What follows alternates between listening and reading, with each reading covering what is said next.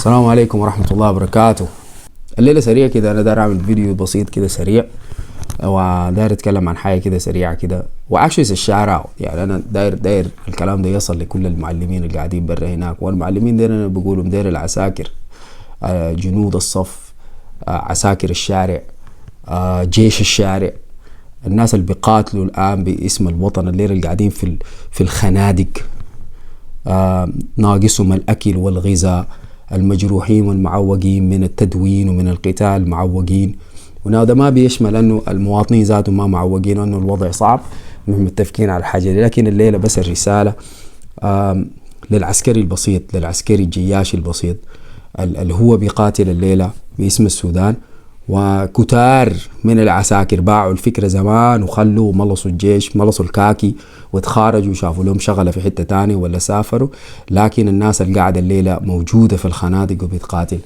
أنا بقول الكلام ده ليه؟ أنا تربيت في أطراف سوبا، على قريب في مزارع قريبة لسجن سوبا، وقريت أول 3 سنين في مدرسة دار التوبة، وهي كانت تابعة لإشلاك سجن سوبا في الوقت داك.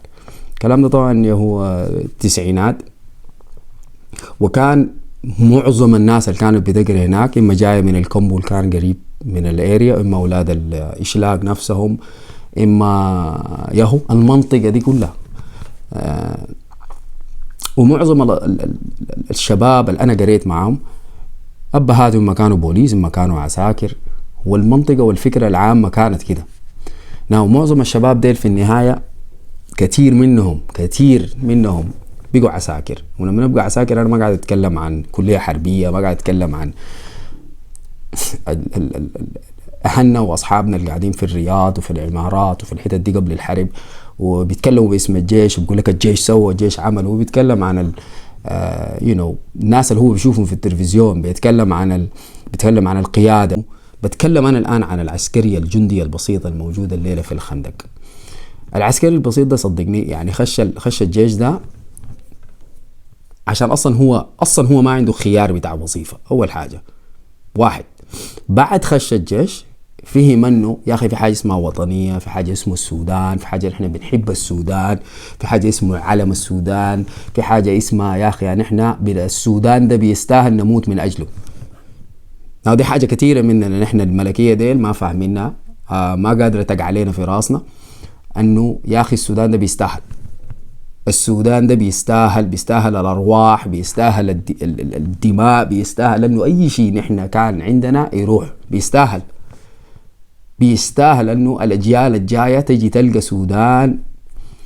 يعني والله مهما حصل السودان ده عذبنا ولا طلع زيتنا ولا ما ادى حقق لنا احلامنا ان احنا دايرينها كجنريشن كجيل الليله موجود.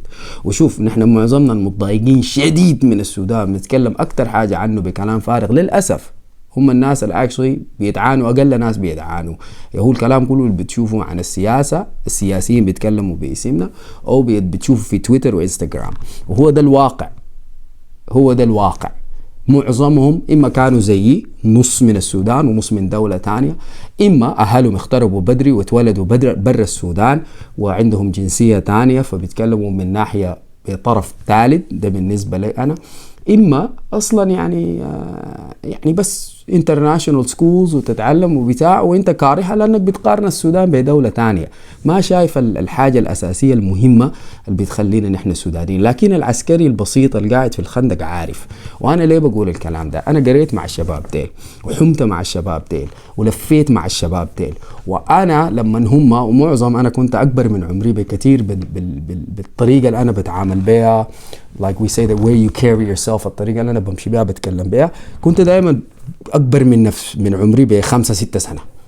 يعني إذا أنا كان في عمر بتيجي تلقى الشلة اللي حواليني أكبر مني، لكن أنت ما بتقدر تعرف الحاجة دي، ما هتعرف إلا تسألني. فالشباب اللي أنا حمت معاهم ولفيت لما جاء العمر المناسب دائما هو التينيج ييرز، الأعمار بتاعت 15-16 بتاع الشباب كلهم بيمشوا بيتجندوا في المنطقة دي في أشكال الوقت ده. الكلام ده أتذكر لا في دعم سريع لا في ما في حاجات زي دي. الناس دي كان بتمشي تتجنت، لانه ده كان حل يا اخي. ما في زول بيدفع لك مصاريف، ابوك ما عنده مصاريف، الاهل ما عندهم مصاريف يدفعوها لك عشان انت تمشي تقرا جامعه، تقرا ثانوي وتقرا جامعه عشان تمشي تتوظف. ما كان في. انت مما بقيت تشيل نفسك كده بيسموك راجل، يعني عمرك 15 16 سنه، ده انت لازم تجيب للبيت، لازم تشير. فاما اشتغلت طلبه، اما مشيت منطقه فيها عربات وكده وبقيت كمساري، وشويه شويه بقيت سواق، او بقيت عسكري، بقيت خشيت الجيش. فانا بذكر الشله بتاعتي كلها قاموا خشوا الجيش، كان في فتره وهم يا داب يعني ده العمر كلهم كانوا 14 15، وانا دخلت معاهم. ودخلت معاهم الوقت ده انا كنت 10 سنين. والله ايام ايام ما بتتنسي. وما يجي واحد يكذب لك، يجي يقول لك الطفولة والأطفال والعمل، وطبعا صغار ما مشينا عمليات ولا عمل بتاع، لكن اتدربنا تدريب كامل والتجهيز، وكتار منهم قعدوا في المعسكرات. أنا كملت التدريب واتدربنا في الحرس الجمهوري. أنا كنا تبع الحرس الجمهوري. الحرس الجمهوري حتى قبل الحرب كان ما في. أنا بذكر فترة كنت في امريكا ايام الجامعه زمن طويل، ومن جيت راجع جيت لقيت الحرس الجمهوري ما فيش. والله بتذكر اتاثرت، حتى المنطقه كسروه وشالوه برا، كان عكس الزلط شارع مدني عكس مستشفى سوبا. فانا اتدربت هناك ومع الشباب ديل، وكان من افضل الايام بتذكر في طفولتي. فهمت معنى حب السودان. اهلي ما قصروا معي في الحاجات دي، لكن فهمت المعنى الحقيقي انه الزول ده بيدافع عن الوطن، والمعنى الحقيقي انه انت اصلا تكون جاهز انك تدافع عن الوطن، وانه اذا آن الاوان انت مستعد تدافع عن الوطن وعن عاداتك وتقاليدك ودينك واصولك واهلك واولادك ومالك واي شيء. انت تكون ثابت في الحاجة دي، انك انت حيجي اليوم انت هتدافع عن الحاجة دي. ودي كانت حاجة والله انا ما بنسى، يعني دي غرزت أصول حقيقية أنه الواحد يكون سوداني. والله العظيم بالنسبة لنا نحن بالذات، نحن بنقول sometimes like half breed، نحن ديل يعني أنت عندنا نفس العادات والتقاليد في حتة تانية. زي يعني أنا أمريكي أصولا وأصلا وعادات وتقاليد من طرف أمي، تمام. يعني أنت لما تكون عايش هنا مع الأمريكان، لما تكون أنت مع الأمريكان أنت أمريكي. أنت لما تمشي السودان ذاته يقول لك أنت مالك متخلف، جابك شنو هنا؟ أنت ليه أصلا ذاتك دار تجي السودان؟ ولا علاقتك شنو؟ يا اخي عندك بلد انظف وناس وحريات وبلد وقانون وبتاع، داير بدا شنو؟ فانت لو ضعيف الشخصيه او اصلا ما بتفهم القيم، طوالي بتمشي هناك، يعني بتيجي طوالي تقول انا داير بالسودان شنو. لكن الحمد لله يعني كانت طفوله عجيبه، انه غرزت الاصول والحب لبلدك، الحب لعاداتك وتقاليدك ولناسك ولدينك ولأصولك أنك أنت منه. فالحاجة دي بتذكرها لما دخلنا المعسكر، كانت حاجة عجيبة، وقعدنا شهور طويلة. أنا شخصيا قضيت خدمة زمن طويل وتعانيت وأنا صغير نفس المعاناة الأصحابي استمروا فيها، حتى بعد أنا طلعت ومشيت وقريت وسافرت ولفيت العالم. كتار منهم قعدوا وأنا تواصلت معهم لحد الليل. الناس كتار شديد، شباب نحن كنا نتربى من أكثر الناس من أصحاب طفولة. العلاقة استمرت بزمن طويل جدا، وهم العساكر اللي كانوا معي في الجيش. ولأنه والله أنا بتذكر العدس ده، بتذكر طريقة الأكل اللي كان ما متوفر، اللبس اللي كان تعبان. يا أخي أنت حايم اليوم كله بالكاكي بتاع الجيش ده بجماله وسمحه وشكله من برا. والله حار في السودان، سخانة تقتلك. يعني انت وزنك ده بتقسم، والله بتقسم بالنص لو انت حايم بالنهار، وهو غير النهار عندك شنو؟ ما في برنامج اصلا بالليل بتاع شغل في السودان، الشغل كله بالليل بالذات للجيش. و الجو حار يعني الخلا داك، ما في حربية، ما في تكييف، ما في اي حاجة. الناس دي برا، نحن برا ما في حاجة اسمها تكييف.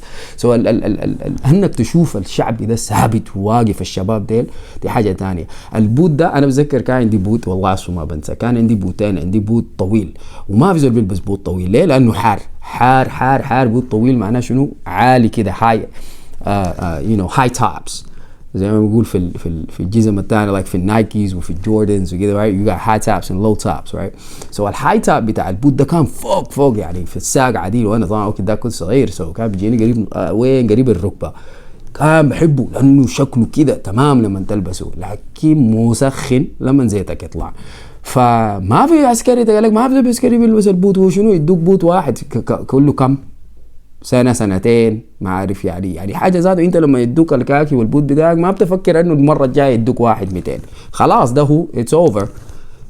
يعني الوضع صعب، يعني اقول لك صعب ما قادر يعني ارجع لورا في التفكير في الحاجه دي. والليله هم نفس الناس بنشوفهم الليله في الفيديوهات وفي الصور، اسال الله الثبات. والله يعني فخر عجيب انه يوم من الايام قعدنا وزحفنا الارض معاهم وضربنا النار معاهم وتدربنا الكلاش وتدربنا الجيم 3 وكنا صغار شديد في الوقت داك. حتى بتذكر الناس اللي كانوا في التدريب حوالينا الكبار قدروا يخشوا في مجموعات دخلت على الهاون، ناس على الدوشكات والار بي جي والحاجات دي. لكن نحن كنا صغار وقفونا بس يعني حد انا بتذكر جيم 3 دكات وكان حاجه كده اوف. انا صراحه ما كنت بحبه لانه كان كبير خلاص يا اخي طويل، إن ما كنت بقدر اشيله.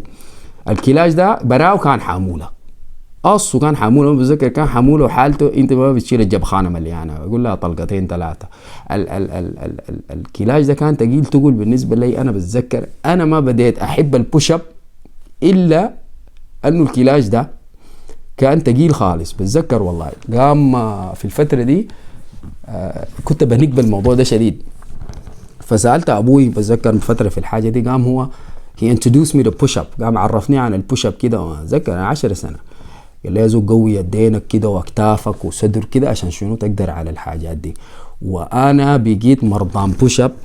بتذكر تاني بالميات، يعني انا في عمر 11 12 ده عادي يا زول بعمل 50 بوش اب وان شات والله.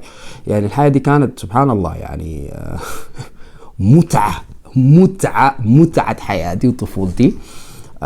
واحدة من الأوقات الأصل ما بنسى هي كانت الفترة في المعسكر والتدريب والضغط والضرب النار والحتى التعلمجية طلعوا زيتي يا أخي ما ريحوني. بتذكر نهاية يا أخي أنا شفت ما أعرف يا زول كنت شفت شنو وما بحاجة انت صغير أصغرهم ولا ما في شغال بيك. الموضوع ده كنت مدربك وملخبط ووقفوك جدباني ووقفوك الليل كله بتأصوا والله ما بنسى. هو بس هارد يا أخي كان صعب، لكن يعني بذرة غرزوها فيك. وأهم حاجة في حب الوطن ده والواحد فهم أنه المعنى يكون مقاتل ويقاوم ضد الظلم وضد الغلط إلى آخر نفسه، أنه هو حد ما روحه دي تطلع ما يقيف مهما كان. ففي النهاية داير أقول يعني أنه مهما حصل أتمنى الله عز وجل يغطي عليكم في أي حتة، ومهما حصل في البلد دي أن احنا بنعرف أنه السودان ده فيه مستقبل مدام فيه رجال زيكم. والليلة لما تجوا أشوف المستنفرين والناس اللبوا تضحية باسم السودان ويقدموا حياتهم دي عشانه بتذكر الحقيقة أنه الناس دي السودان ده بخيره ونحن ما ضعنا إلا لما تجاهلنا الحاجات دي.